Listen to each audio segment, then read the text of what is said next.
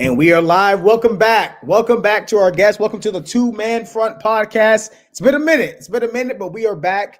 And we're going to be talking about a lot. Obviously, a lot has gone on since our last show, but obviously today is going to be focused on the NFL draft. We got a lot to talk about, but before we go into that, please subscribe to our YouTube channel, right in that little corner up there. Please subscribe with that little QR code. Also, like always, these shows are so much better and so much more fun when you guys are commenting, when you guys are participating in the banter. Definitely want to hear what you guys have to say. And let's just jump right into it, fall. Let's jump right into it. Let's waste no time. I'm back on the East Coast, so I'm not used to being up this late. It's 10:04 right now. It's good to be back on the East Coast. It's weird. It's 7 a.m. My clock is 7 p.m. body clock, but it's 10:04 right now. It's my whole equilibrium is off, dog. But before we go on, how you been, man? How you been? So how you been lately? I'm doing good, man.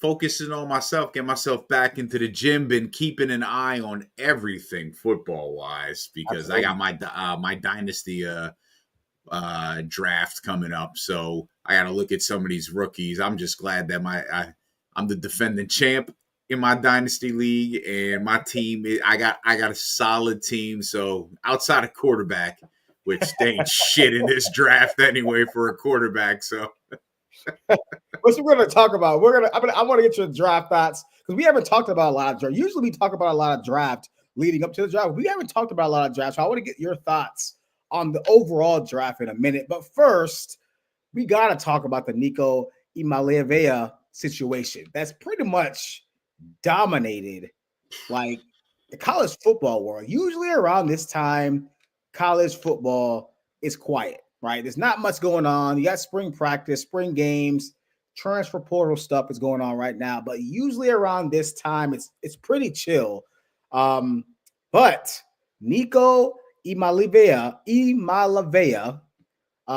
former and now current quarterback of UCLA, he has officially announced that he is transferring from Tennessee to UCLA. Obviously, the whole situation is insane.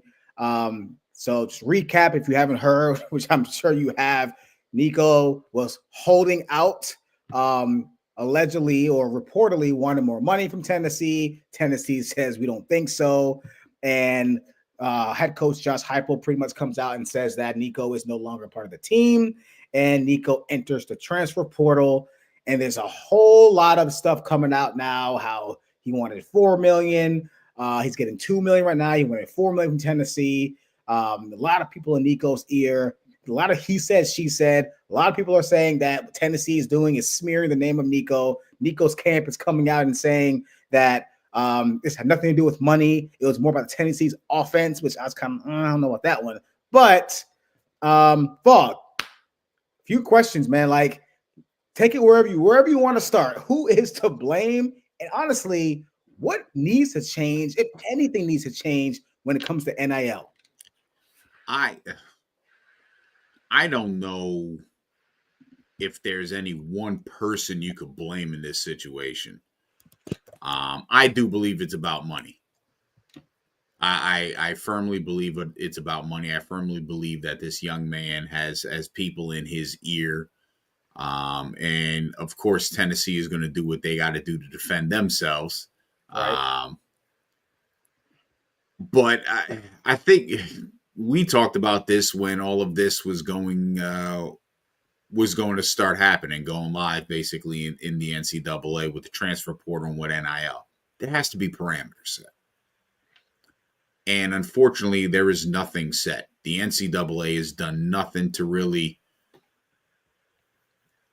have any oversight on what's going on with these things. And it's, I can't blame Nico for wanting to turn around and say, hey, someone else is going to give me more money. You want me here?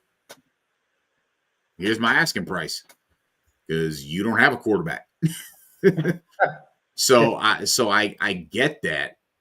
And I'm not mad at that, but this is a problem that the NCAA created, and the NCAA has done nothing to have any oversight, to have any control or over this. So what needs to change is that, again, there's got to be some kind of cap or something that you can set for some of these players to get, depending on depending on position, depending on the school that they go to,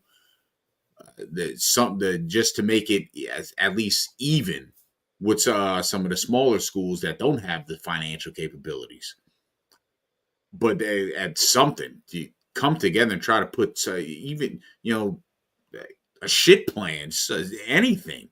Just don't sit there and do nothing, because doing nothing is going to create these situations. And unfortunately, I don't think the university is going to be hurt as much as these young men are going to probably hurt themselves. Yeah, man. Like, okay, so who's to blame? I blame the NCAA.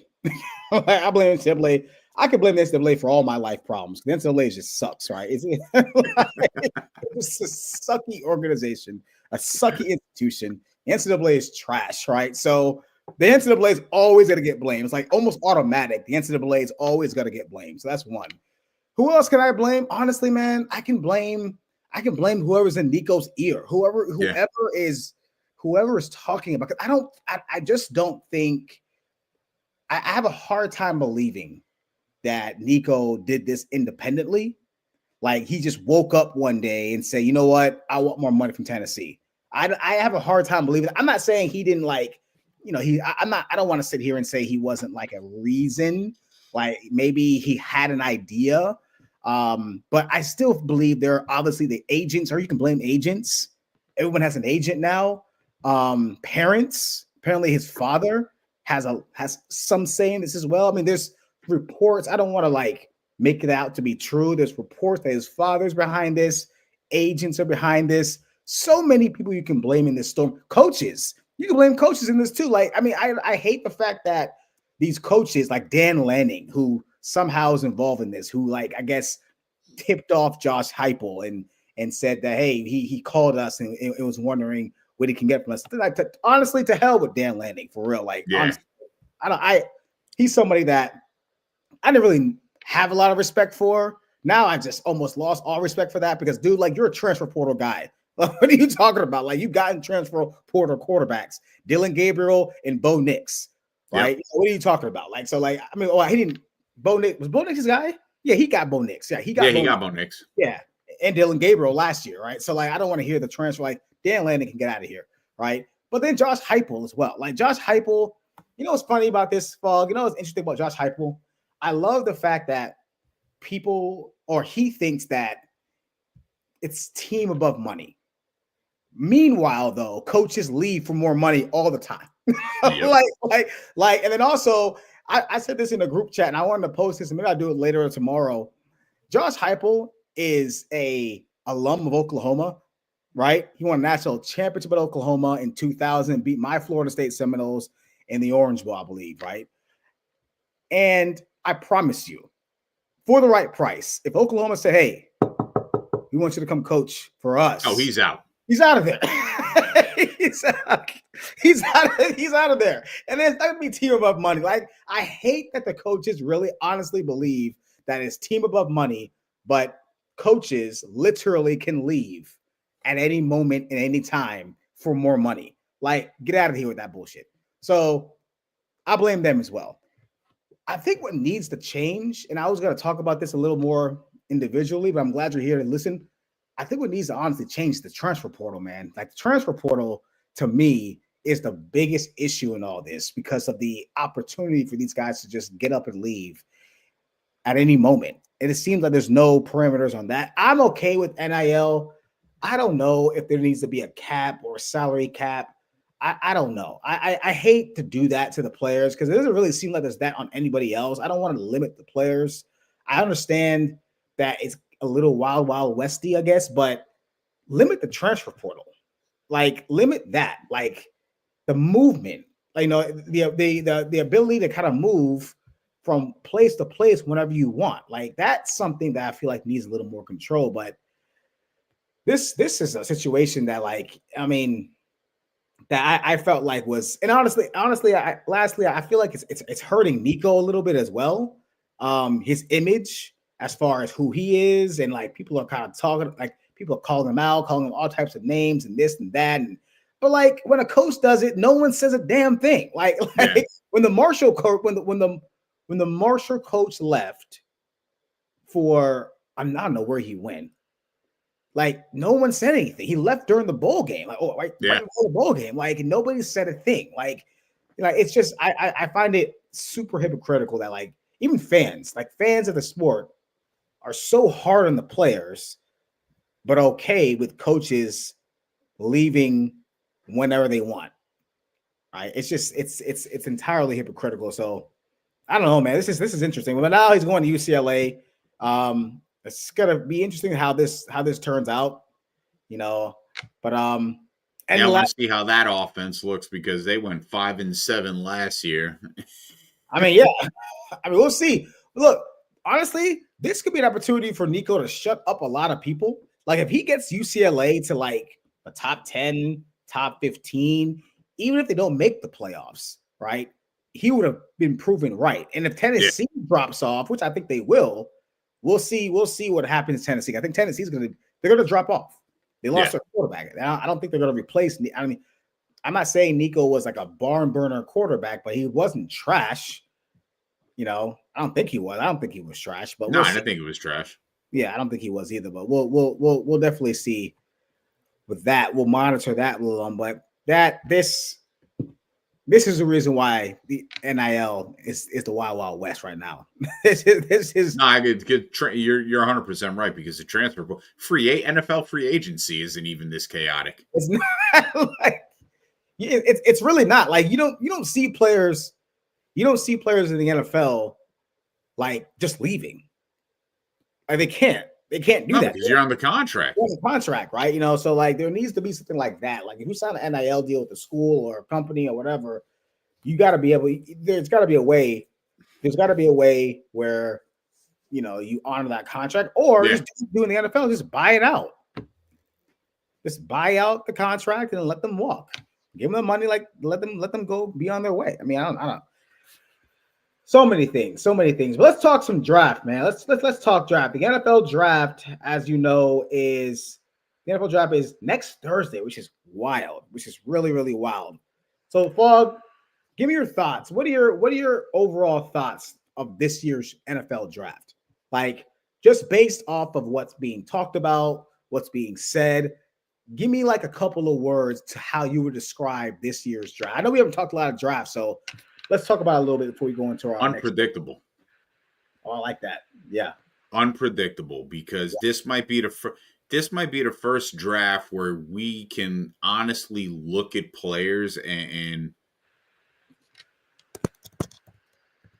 I don't think there's really any superstars coming out at the skill position players at skill positions. I don't think there's any outside of Gentry. Wow, not Travis? Who's a superstar? Here's my thing with Travis Hunter. I saw something very interesting with Ryan Clark.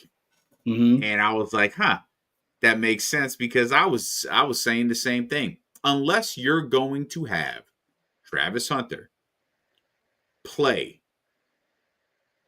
75 to 80% of snaps on both sides of the ball. I saw this too. Yeah, I saw this. I heard there is truly no point in picking him because is he an elite receiver? No. Is he an elite? Now, is he a top 5 receiver in this draft class? Yeah, I think he is. I think he is. I think he's the best receiver in this draft class, personally. Is he a top 5 defensive cornerback in this draft class? Possibly. But are we looking at him and saying this guy is going to be this elite player that when he gets to the NFL, he's going to be able to hone in and work on both offense and defense at the same time? Look, I think the guy's the most athletically gifted and talented player coming out in this draft, but the reality is you're playing with the big boys. is he really going to be able to play both sides of the ball for that substantial amount of time and have a successful career?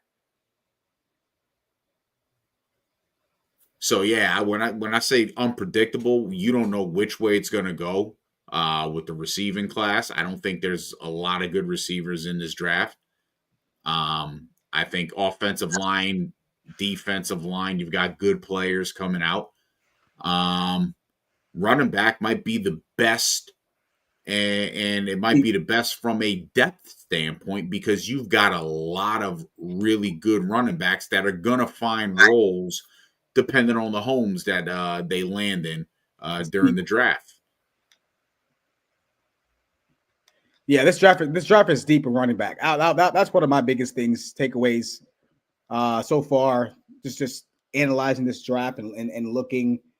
This draft is deep at running back. So if you need a running back, you're going to get one in the middle rounds. Probably, obviously, Gentry's up top there, and Mari Hampton. A lot of guys in this draft are running back. I'll tell you that right now. This could be a draft. This could have been a fact or cap question, but if I was asked like how many running backs are chosen in the first round, I can say potentially 2. Right? If I was going to go over under running backs, 1, I'd go over. I think 2 running backs can be drafted in the first round. I do. I think 2 running backs could be drafted, and I wouldn't be shocked if 3, 1 or 2 receivers, and that's it, get drafted. Ooh, you're like the factor cap question. Then you'll like it then because I'm glad you brought up Travis Hunter because I got something for that as well. It's crazy, but I love the word unpredictable because I feel like this is the draft that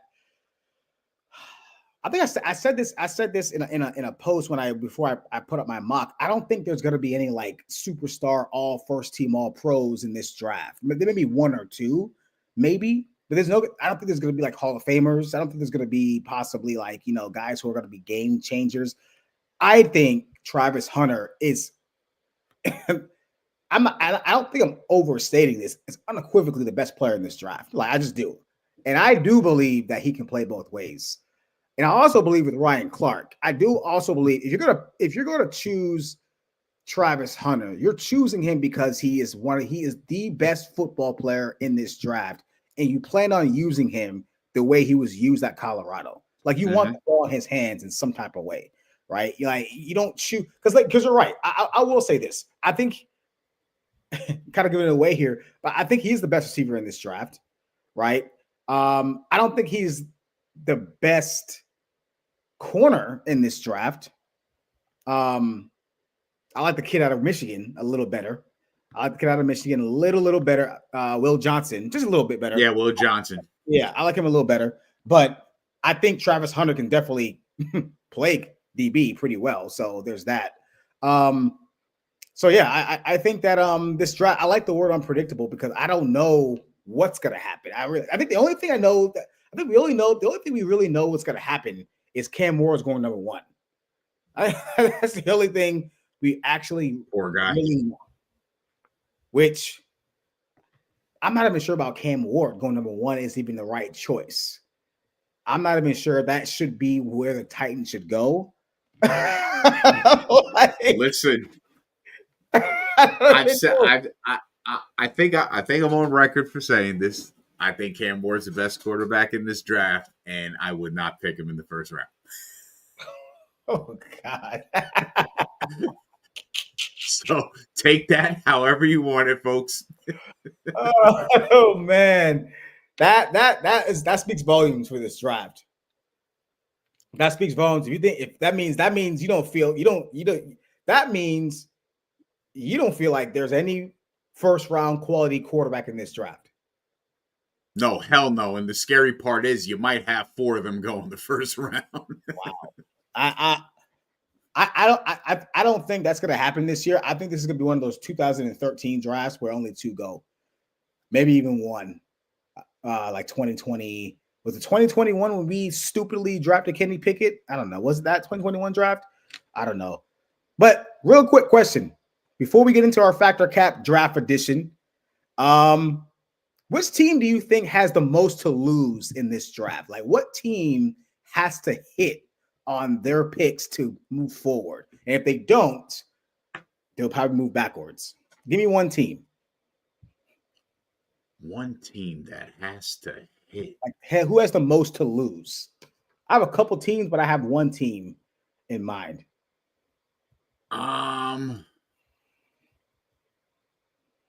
Shit. Why'd you hit me with this now?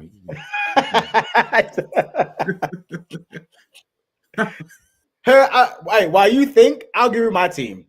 I think I definitely believe I think a team that has to hit in this draft, and they're in a very weird predicament, is the New York Giants. The New York Giants are in a very weird predicament because I feel like they could screw this up. And well, jobs on the line, right? Jobs on the line with them. Obviously, Brian Daboll and the GM, are pretty much on the clock. That's why I don't think they're going to go quarterback. I think you have to go Abdul Carter at 3 if you're them, because of or Travis Hunter. One of those two guys. Like, one of those two guys can help your football team right now. Today, one of those guys could help the team because they're going to be on the field. Shedeur Sanders is not going to be on the field. So I don't know why they would draft a quarterback. I don't know why people are saying go to Shedeur at number 3.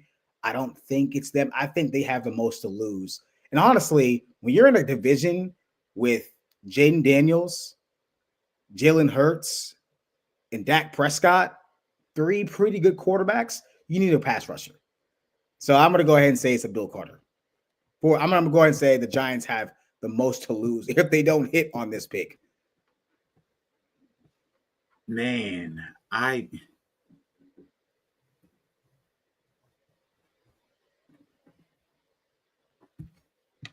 going to say it's got to be the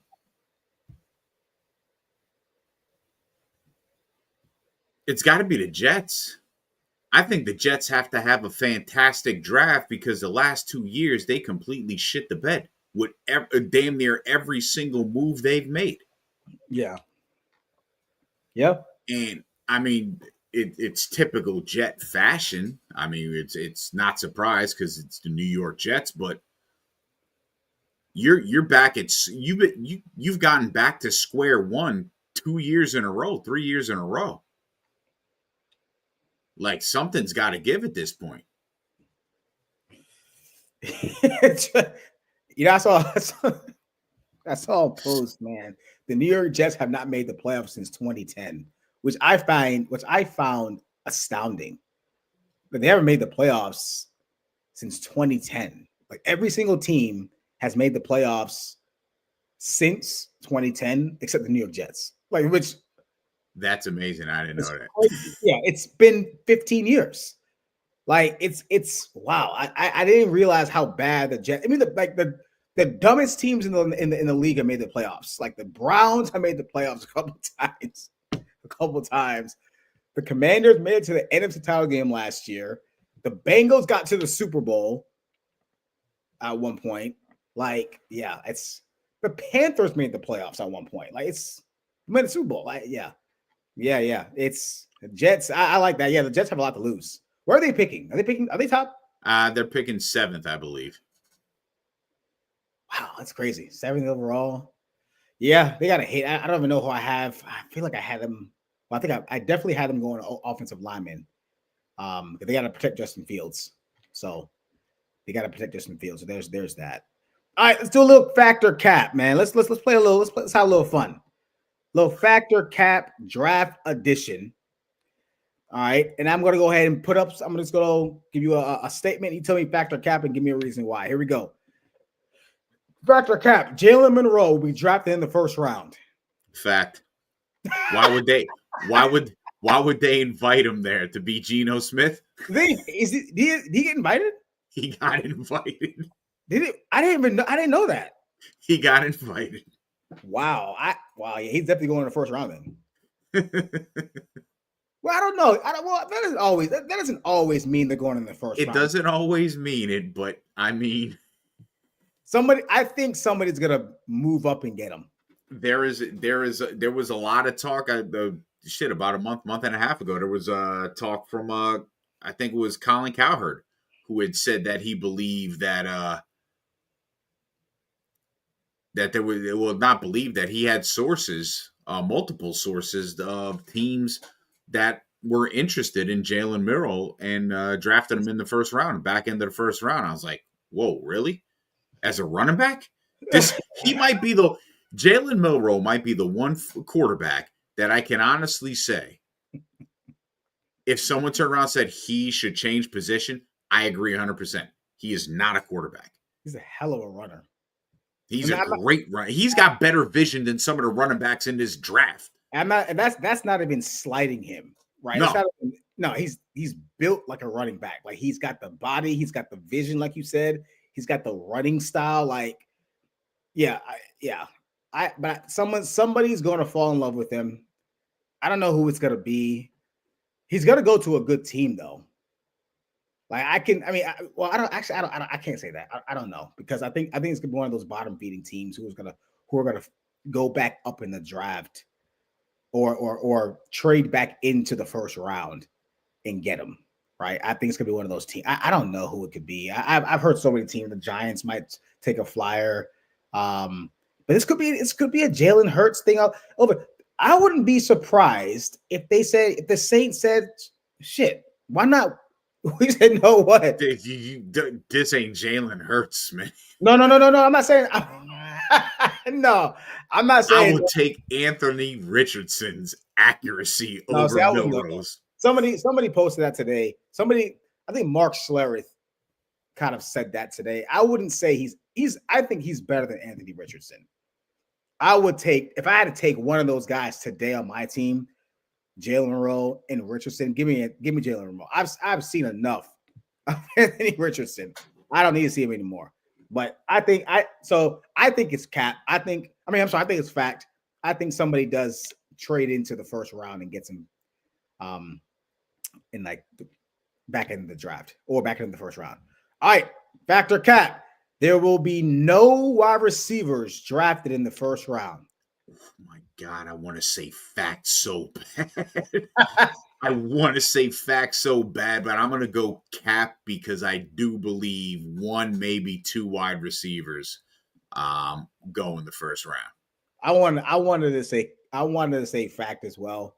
I don't think there's any first round receivers in this draft. I think this will be one of those drafts when we look back in 2025, 5 years from now, we're going to say what receivers were drafted in the 2025. Yeah, that's exactly it. And no one's going to know. No one's going to know the answers to that question. But I think one will. I think what's the kid? McMillan?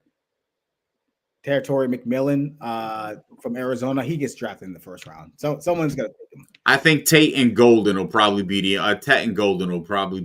two guys that get drafted. Who do you like the most? Who? I know we didn't do a top 5 receiver. We didn't get that. But who's your favorite receiver in this draft? Oh, I think Tet and Hunter. They're my 1 and 2s as receivers are concerned. Okay. I like Luther Burden. I like Luther Burden out of Missouri. I do, but there's something about like he has all the billings of a guy, that you want. He's got the size and everything, but he's not a jump ball receiver. He's not a jump ball guy. I think he's just a possession receiver. He's one of those guys that's super reliable. At best, he'll be your number 2 guy. Reliable number 2, kind of like a Tyler Lockett type of dude, Doug Baldwin, something like that. Like he's not going to pop off, but I think he's going to be really reliable. Whoever gets that dude, and that kid from Miami. I think that kid from Miami, Xavier, I don't know, Russo, or I forget his last name. He's a slot receiver. That's just it. He's a slot guy. But yeah, he can be explosive. Depends on who gets him and how they utilize him in terms of how they get him. All right, next one. Factor cap. Abdul Carter will have a better overall career than Travis Hunter.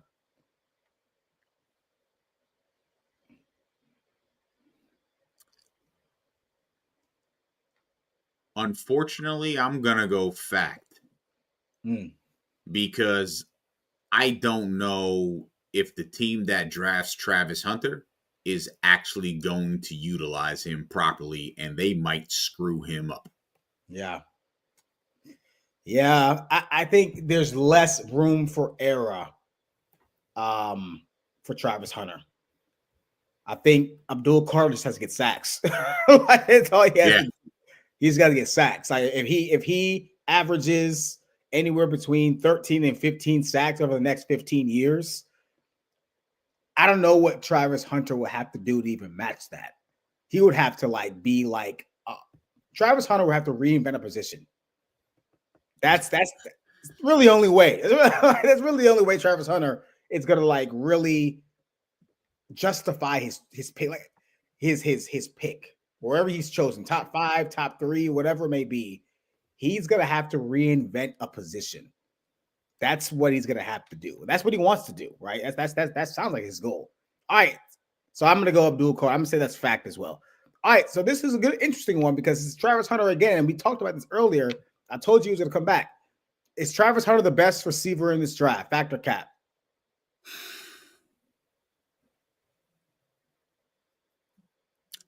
I'm going to say fact. I'm going to say fact. I think he's got all the tools. When you look at all the receivers in this draft class, I think they're potentially better receivers, but we don't know what their potential is going to be. We see what this kid can do, and we know there's still room for improvement, and that's the crazy part for me. Yeah. And so because he's got that room for improvement, his ceiling isn't reached. Like there's some receivers coming out in this draft that they could probably start as a 1 or maybe a 2 right from the get-go, but there's no room for growth or improvement. He has a lot of room for growth. Yeah. Yeah, I agree with that. I think his ceiling is so much higher than a lot of these guys, which I don't know if that's telling to how bad this draft class is or receiver, or if that's just how good Travis Hunter is potentially, right? In terms of his just athleticism.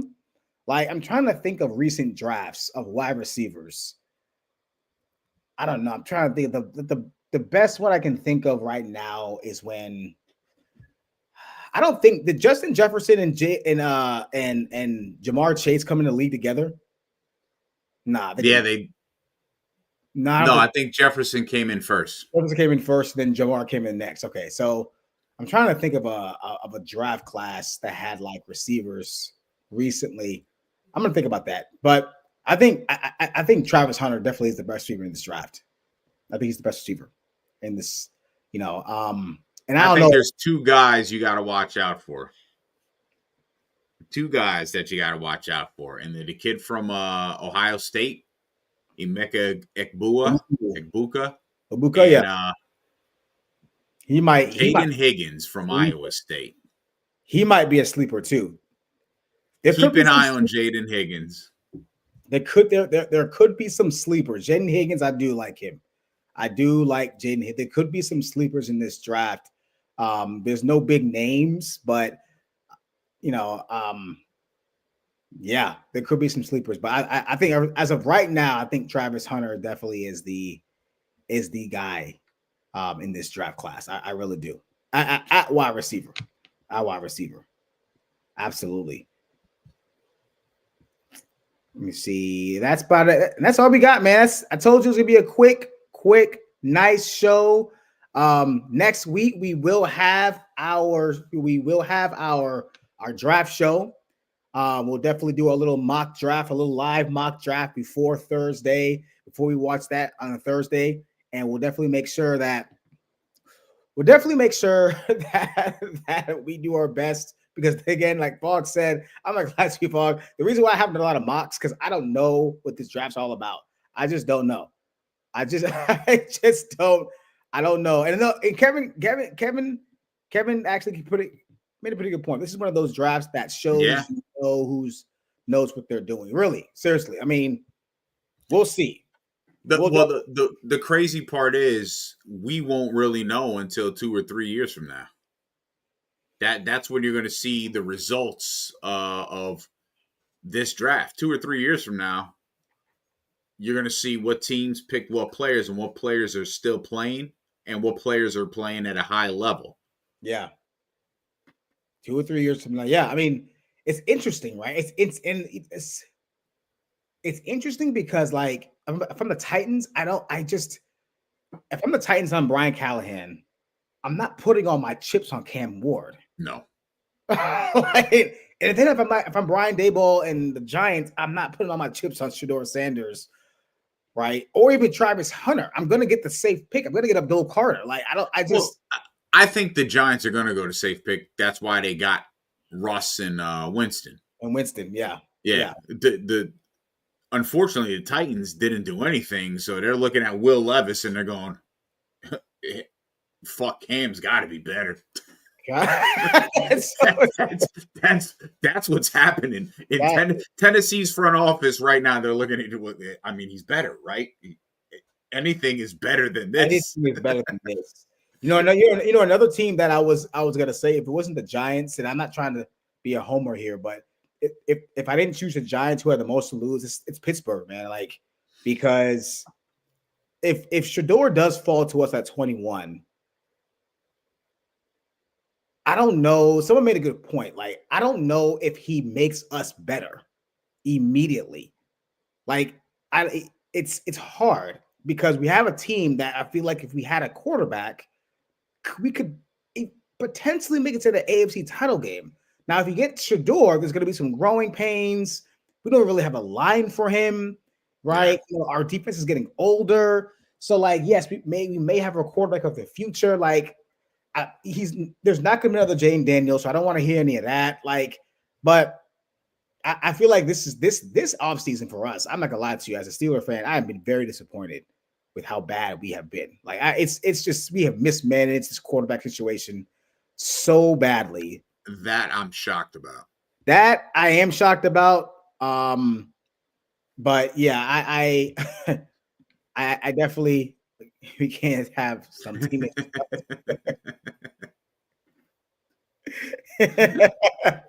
I mean, for real. I mean, that's how some teams do build their teams. But yeah, I'm just I don't know what the hell we're doing that quarterback. But I'll tell you right now, if Aaron Rodgers decides to retire and we don't get Shedeur, who I think is the best quarterback in this draft, and he falls to us, we're kind of screwed, man. We're kind of screwed. So I don't know.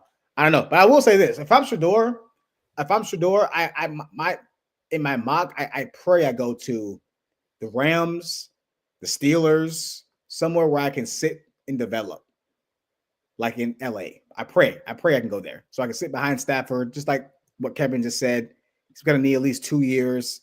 His habits of holding onto the ball for big play will hinder him in some moments. I do agree with that. I do think his offensive line had a lot to do with that, but I do agree he holds onto the ball a little too long for my liking. Trying to make the big plays, get the ball out of his hands. I do agree with that. That's why I think his development is going to need to come, which is why I feel like it'd be crazy if he goes to the Giants and even plays a snap for the New York Giants. So, like, but yeah, unpredictable. I like that word. I do love the word unpredictable because I don't really know what these guys are going to do. Next year's draft is going to be a little more fun. Yeah. Because that's going to have a lot of guys coming on next year's draft. 2026 is going to be really, really good. But this draft, yeah, I don't see a lot of barn burner names in this draft. I just don't. Not this year. But we definitely want to thank you guys so much for rejoining us. Welcome us back into your living rooms or wherever you watch us, wherever you watch the Two Man Front podcast. Thank you for coming. Thank you guys. Welcome us back. I know it's been a minute. We're going to try to be more consistent now that we have a little more time on our hands. Definitely next week we'll be back for our draft mock show, our mock draft show next week, as we choose our teams or choose players for your favorite teams and our teams to see where they will go this upcoming Thursday in this draft. Fog, any last words before we go? Oh, man. No. Just I've got nothing. Listen, I've reviewed, I've looked at players, I've looked at teams, I've had a lot of time on my hands, and I'm like, Even from a fantasy draft, I'm thinking, can I package draft picks for some players? Yeah, it's funny you say that because I think there's going to be a lot of movement in this draft because I don't think there's anybody of value. I think we're going to see a lot of trades in this draft. And I don't think you've seen a lot of mocks with trades in them because I don't think these guys are. First of all, half of these guys I feel are clueless to begin with. Yeah, but I think they don't have any idea what's going. I would not be shocked if 4 or 5 trades occurred on Thursday night. Real quick, you ain't want Nico at FSU. Look, man, I wouldn't mind that. Honestly, I wouldn't mind that.